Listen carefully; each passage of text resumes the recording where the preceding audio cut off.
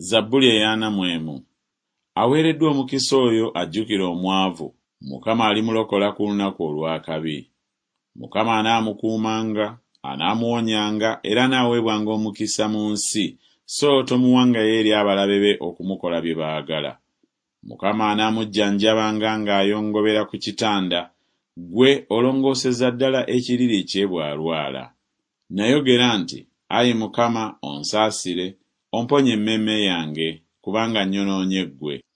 Abalabe bange banjogerako bubi nti, alifa ddi erinnya lye ne libula. Era ne bw'ajja okundaba ayogera ebitaliimu, omutima gwe gwekuŋŋaanyiza obutali butuukirivu, bw'ava mu nnyumba abubuulira. Bonna abankyawa bangeera wamu, bateesa ebigambo okunkola akabi.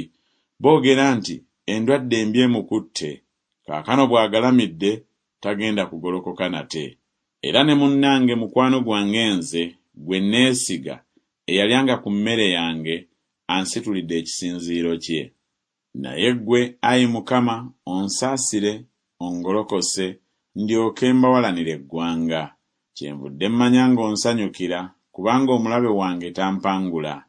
Naye nze, onnyweza nze mu butuukirivu bwange, era onteeka mu maaso go ennaku zonna. Atenderezebwenga Mukama, Katonda wa Isirayiri, okuva mu mirembe gyonna okutuusa emirembe n'emirembe. Amiina era amiina.